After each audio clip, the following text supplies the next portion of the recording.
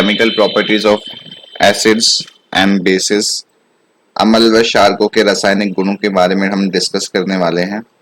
तो चलिए आज की वीडियो को स्टार्ट करते हैं।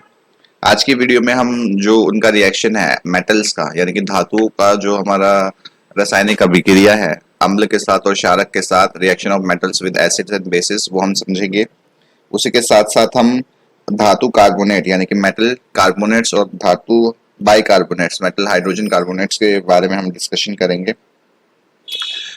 और हम और भी रिएक्शंस को देखेंगे। तो आज की वीडियो बहुत इंपॉर्टेंट होने वाली है आपके एग्जामिनेशन पॉइंट ऑफ व्यू से। So let's start. Acid, acid यानी कि अम्ल। अम्ल जब भी मेटल के साथ रिएक्ट करते हैं तो सॉल्ट बनाते हैं और हाइड्रोजन गैस लिबरेट होती है। इसलिए एसिड्स को कभी भी मेटल्स में नहीं रखा जाता। जो हमारे एसिड होते हैं यानी कि अम्ल होते हैं, जब भी धातु के साथ रिएक्शन करते हैं तो लवण बनता है और हाइड्रोजन गैस जो है वो निकलती है। जैसे हाइड्रोक्लोरिक एसिड को अगर हम जिंक के अंदर डालेंगे तो ZnCl2 बनेगा, जिंक क्लोराइड बनेगा और हाइड्रोजन गैस लिबरेट होगी। वैसे ही हम बेस को मेटल के साथ अगर डालेंगे तो सॉल्ट बनेगा और हाइड्रोजन गैस लिबरेट होगी। क्षारक को जब हम धातु के साथ मिलाएंगे तो हमारा लवण बनेगा और हमारी हाइड्रोजन गैस जो है वो निकलेगी। 2NaOH जो हमारा सोडियम हाइड्रोक्साइड है उसको जिंक के साथ हमने डाला तो Na2ZnO2 बना, जो कि जिंक सोडियम जिंकेट है और इसी के साथ हाइड्रोजन गैस जो है लिबरेट होगी।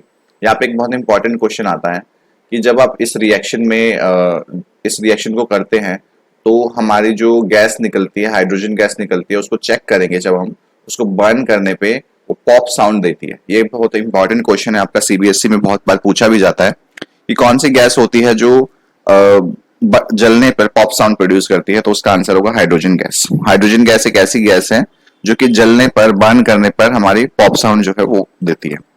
आगे डिस्कस करते हैं।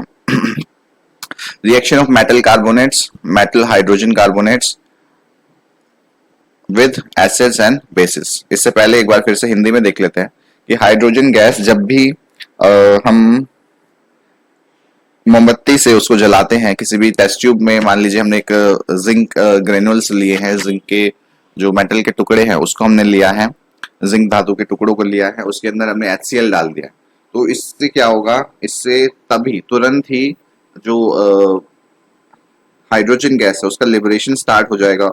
और जैसा कि हम जानते हैं हाइड्रोजन गैस जो होती है वो फ्लेमेबल होती है, ज्वलनशील होती है।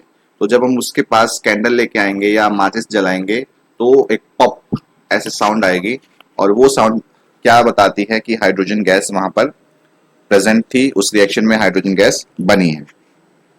ये एक इंपॉर्टेंट क्वेश्चन है, 1-2 नंबर में ये हमेशा लगभग हर दूसरे या तीसरे साल ये पूछा जाता है कि कौन सी गैस पॉप साउंड के साथ प्रोड्यूस होती है। तो इसका आंसर हो जाएगा हाइड्रोजन।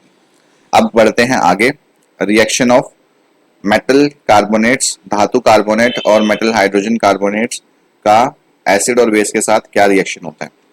तो एसिड जब मेटल कार्बोनेट्स के साथ रिएक्ट करते हैं, मेटल हाइड्रोजन कार्बोनेट्स के साथ रिएक्ट करते हैं तो बनाते हैं सॉल्ट, कार्बन डाइऑक्साइड और वाटर। और जब बेसिस रिएक्ट करते हैं तो उनका कोई भी रिएक्शन नहीं होता। तो मतलब हमें बेस का ये नहीं पढ़ना है, अब हम एसिड पे कंसंट्रेट करते हैं। एसिड जो है हमारा 2HCl, इसको हमने मेटल कार्बोनेट Na2, Na क्या है, सोडियम मेटल है, वो जब CO3 के साथ जुड़ता है तो सोडियम कार्बोनेट बना देता है। सोडियम कार्बोनेट को जब एसिड के साथ हम रिएक्शन कराते हैं तो हमारा एक प्रोडक्ट बनता है जिसको बोलते हैं NaCl। ये कि हमारा कॉमन सॉल्ट है, यानी कि हमारा साधारण नमक है। ये कॉमन सॉल्ट जो है साधारण नमक ये बनता है। उसके साथ साथ कार्बन डाइऑक्साइड गैस बनती है। उसके अलावा हमारा hydrogen oxide which is our water ये प्रोड्यूस होता है। ठीक है, आगे डिस्कस करते हैं। HCl जब हमारा metal hydrogen carbonate, metal bicarbonate जैसे कि हमारा HCl है, NaHCO3 है, इसके साथ जब रिएक्ट करता है ये तो ये हमारा बनाता है NaCl, सेम हमारा जो नमक है वो बनाता है। उसके साथ कार्बन डाइऑक्साइड और उसके साथ ही हमारा वाटर भी इस रिएक्शन में बनता है। अब एक इम्पॉर्टेंट चीज यहाँ पे आपको मैं बता देना चाहता हूँ कि इस रिएक्शन से हमें जो CO2 मिली है उसकी टेस्टिंग हम कैसे करते हैं, कि कैसे पता लगाएंगे कि CO2 हमारा किसी भी सब्सटेंस के अंदर प्रोड्यूस हुआ है। तो जो हमारा लाइम वाटर होता है, जिसको हम कैल्शियम हाइड्रोक्साइड होते हैं, उसके अंदर जब हम CO2 को पास करते हैं तो हमारे एक इनसॉल्युबल सब्सटेंस बनता है कैल्शियम कार्बोनेट CaCO3, और हमारा वाटर बचता है। तो ये जो लाइम वाटर को मिल्की कौन सी गैस कर पाती है, ये CO2 कर पाती है। लाइम वाटर जो होता है हमारा, जिसे हम कैल्शियम हाइड्रोक्साइड भी बोलते हैं, ये क्या करता है, ये एक लाइम वाटर के अंदर जब भी कार्बन डाइऑक्साइड को डाला जाता है तो वो हमारा दूधिया कलर का हो जाता है। कौन सा प्रोडक्ट बनता है, कैल्शियम कार्बोनेट बनता है। इसका एक वीडियो मैंने शॉर्ट में भी अपलोड किया हुआ है, उसका जो वीडियो का लिंक है वो भी मैं आपको डिस्क्रिप्शन सेक्शन में डाल दूंगा, आप वहां से जाके उसको देख सकते हैं। डिस्क्रिप्शन सेक्शन वीडियो के नीचे ही आपको मिल जाएगा, आप वहां से भी उसको देख सकते हैं। लेकिन इसी रिएक्शन में जब ज्यादा हम CO2 डाल देंगे तो क्या होगा, कैल्शियम कार्बोनेट के साथ CO2 मिलेगा, और वो पानी तो था ही उसके अंदर, तो हमारा ये बन जाएगा एक नया प्रोडक्ट बन जाएगा CaHCO3 ट्वाइस, जो उसके अंदर जो मिल्कीनेस थी, जो दूधियापन था, उसको खत्म कर देगा, और फिर से हमारा जो ट्रांसपेरेंट है वो हमारा वाटर हमें मिल जाएगा। ट्रांसपेरेंट कलर का जो वाटर है, वाटर नहीं होगा वो हमारा ये सब्सटेंस होगा, तो वो हमें ऑब्टेन कर लेंगे। इस वीडियो में अभी तक हमने रिएक्शन ऑफ मेटल्स पढ़ा है, मेटल कार्बोनेट्स और मेटल हाइड्रोजन कार्बोनेट्स के साथ। हमने धातु की अभिक्रिया पढ़ी है, मेटल कार्बोनेट धातु हमने एसिड की अभिक्रिया पढ़ी है, अम्ल की अभिक्रिया पढ़ी है मेटल कार्बोनेट्स और मेटल हाइड्रोजन कार्बोनेट्स के साथ। अब हम आगे डिस्कस करते हैं मेटल्स और नॉन मेटल्स की।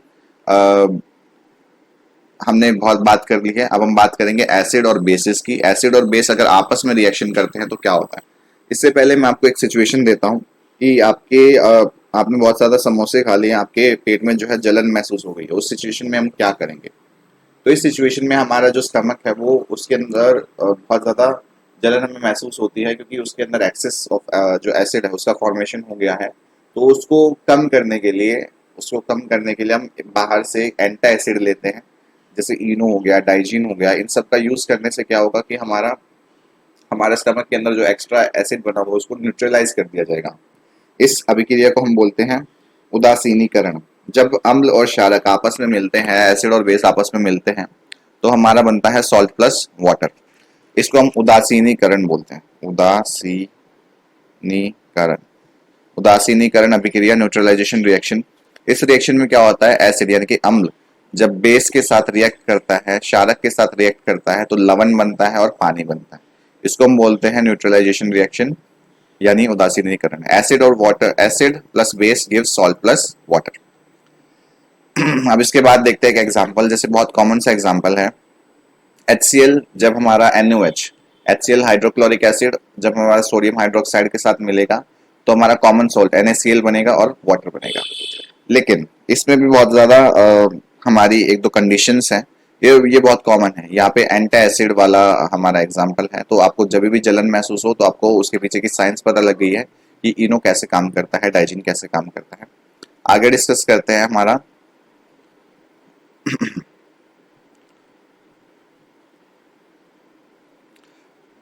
कि जब हमारे एसिड और बेस वो आपस में बहुत ज्यादा स्ट्रॉन्ग या बहुत ज्यादा वीक हो तब क्या होता है। जब बहुत ज्यादा स्ट्रॉन्ग एसिड हमारा रिएक्ट करता है, जब बहुत ज्यादा स्ट्रॉन्ग एसिड हमारा वीक बेस के साथ रिएक्ट करता है, तो जो सॉल्ट बनता है वो एसिडिक सॉल्ट बनता है, और उसके अंदर H2O होता है। H2O सॉल्ट प्लस वाटर बनता है। लेकिन जो pH होगा, pH स्केल हमने पढ़ा है कि pH स्केल जो होगा हमारा, pH स्केल पे जो उसकी वैल्यू होगी वो एसिडिक की तरफ होगी। pH स्केल जिसने नहीं पढ़ा है वो बता देता हूँ। pH स्केल हमारा एक ऐसा स्केल होता है जो पावर ऑफ हाइड्रोजन बताता है। ये 0 to 14 के बीच में रहता है, और 7 जो है वो वाटर का pH होता है विच इज न्यूट्रल। 7 से कम वाले हमारे जो होते हैं वो एसिडिक नेचर शो करते हैं, यानी कि अम्लीय प्रॉपर्टी शो करते हैं, और 7 से 14 वाले क्षारक की प्रॉपर्टी शो करते हैं। तो अगर एक स्ट्रॉन्ग एसिड बहुत ज्यादा जो प्रबल अम्ल है वो एक दुर्बल वीक बेस के साथ, दुर्बल हमारे क्षारक के साथ रिएक्ट करेगा, तो अम्लीय हमारा लवण बनेगा और जल बनेगा। जिसका पीएच 7 से कम होगा। अगर वीक एसिड है, स्ट्रॉन्ग बेस है, सेम बेसिक सॉल्ट बनेगा जिसका पीएच 7 से ज्यादा होगा। स्ट्रॉन्ग एसिड है, स्ट्रॉन्ग बेस है, न्यूट्रल सॉल्ट बनेगा और पीएच 7 होगा। वीक एसिड वीक बेस है तो न्यूट्रल सॉल्ट बनेगा, पीएच 7 होगा। इसके बाद हम आगे डिस्कस करते हैं।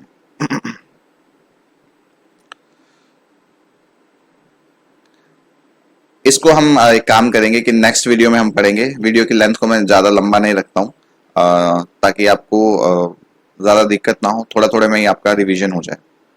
एक बार हम फिर से देख लेते हैं इसकी इस क्लास की वीडियो में हमने क्या किया। इस वीडियो में हमने डिस्कशन किया है reaction of acids and bases with metal carbonates and metal hydrogen carbonates. हमने एसिड रिएक्शन, एसिड का मेटल्स के साथ रिएक्शन पढ़ा है, हमने मेटल कार्बोनेट्स के साथ, मेटल हाइड्रोजन कार्बोनेट्स के साथ एसिड्स का रिएक्शन पढ़ा है। बेस के साथ metal carbonates, metal hydrogen carbonate कोई रिएक्शन शो नहीं करते हैं, इस वजह से उनका कोई रिएक्शन नहीं होता। अब फिर हमने एसिड और बेस का आपस में रिएक्शन पढ़ा है। तो ये हमारी वीडियो बहुत छोटी रही। आई होप आपको ये वीडियो में जो भी मैंने बताया उसको समझ में आया होगा। अगर आपको कोई भी डाउट रह गया है तो आप डिस्क्रिप्शन सेक्शन में छोड़ सकते हैं। We will come across that doubt in the next class.